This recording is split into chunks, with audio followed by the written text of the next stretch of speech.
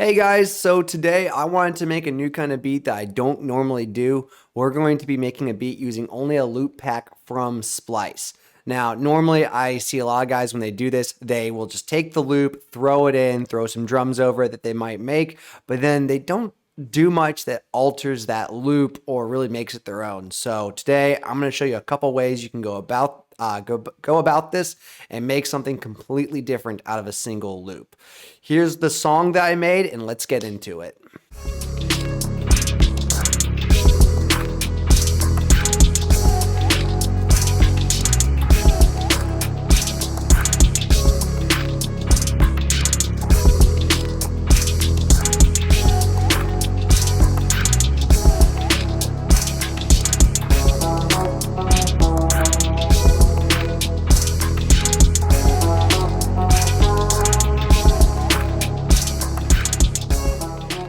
Alrighty, guys. So this is my beat here. We didn't go too crazy on this, but what we started with was finding a loop that I liked that I wanted to chop up and do stuff to, which we found this one here.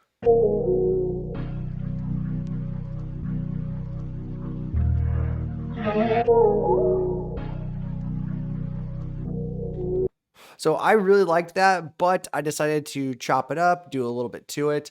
What we did is we started with the chops. We transposed it down a little bit as well to take it out of D minor or D sharp minor and take it to C sharp minor. So this is what we got when we did some chops.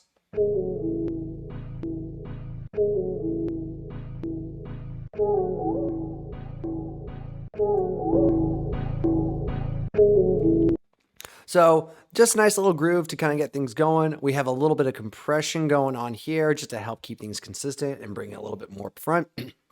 After that, we have some EQ8. This is just removing the low end. Thermal, giving it a little bit of distortion, and echo, giving it a little bit of reverb and some delay sounds.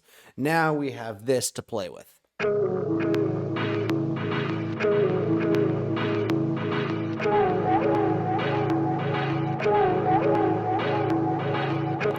So I thought that was super cool, super fun to play with, and then we wanted to get a little bit more going on. Next thing I did is I added this vocal one shot here. So we have this.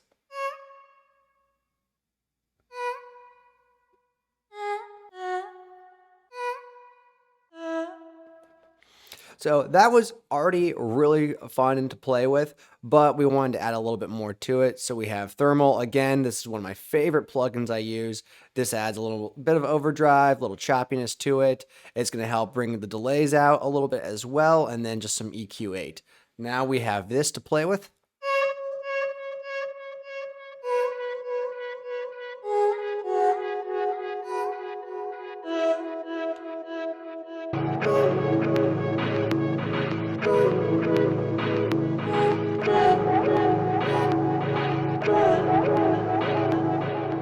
So I thought that was super fun to already have. It's really ambient, really spacey, but we needed to get to the part where we add some bass. So I found a nice bass sample here. Let's hear it by itself.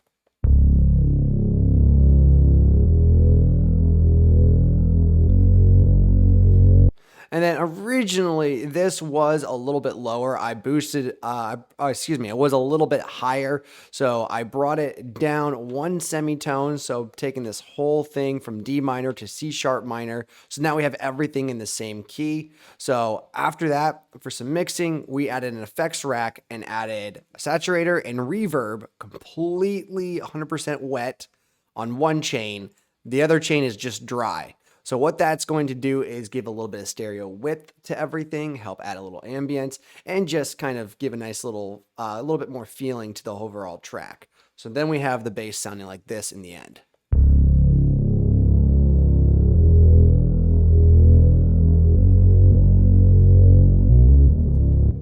So the saturator is set to a low sign. This helps give it a little more punch to the bass, and the reverb helps that pop more. Next, we moved on to percussion. So I found this cool percussion loop that was in A sharp minor. We then brought it up to C sharp minor. So we upped the pitch. And then cool thing I wanted to do was before we have anything, this is what it sounded like when we had it pitched up.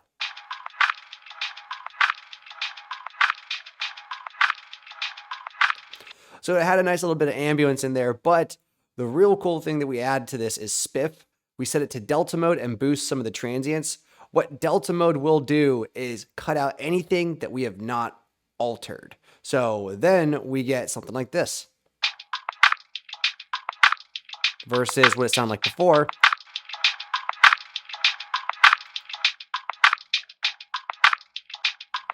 So that's super cool. And then we added thermal again to add a little bit of bit crushing to it. So what thermal it does is give it a little bit more of a retro sound. So now we have this at the very end.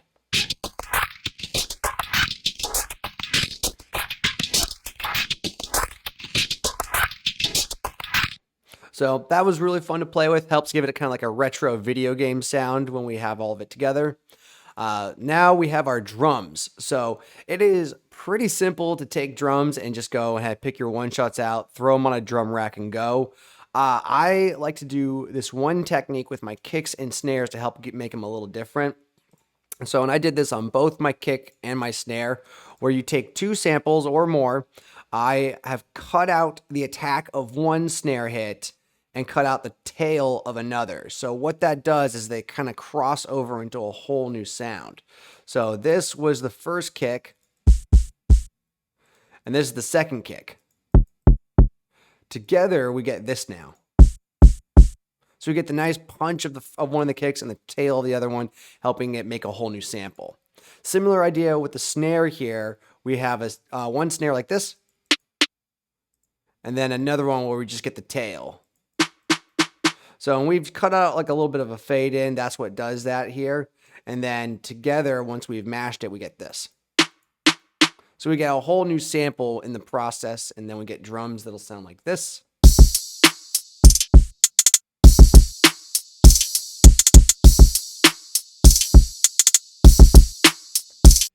So last thing I did on this track, for at least for now, is I added a guitar loop that I found that was pretty cool.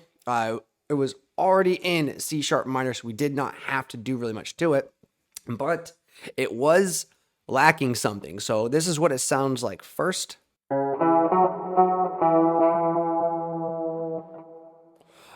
Which sounded great, but I wanted like another lick to come around and change things up. So we then took the tail end of this and we upped it, I believe, 3 semitones to keep that still in C# minor because it's just playing a certain note, but it's going to make the second come around a little different. So this is what the full loop will now sound like.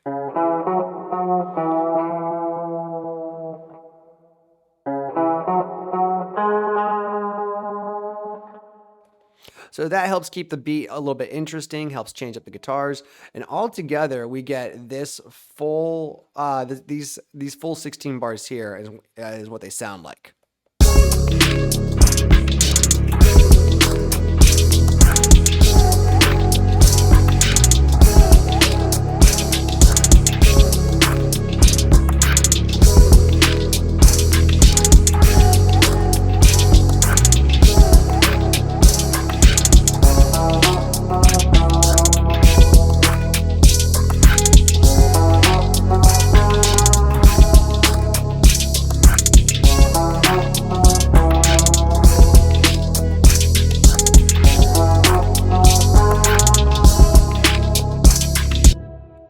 So that's just a quick beat, not the best work I've done, but it's really easy to show you guys what you can do if you just use a little bit of creativity and you can change a whole sample pack and make it something completely different. This was originally like a lo-fi style sample pack, and then I ended up making some kind of like future techno or something like that, as I would describe it. So if you have any questions about how I go throughout my workflow or my mixes, reach out on my Instagram anytime. Stay gold, y'all.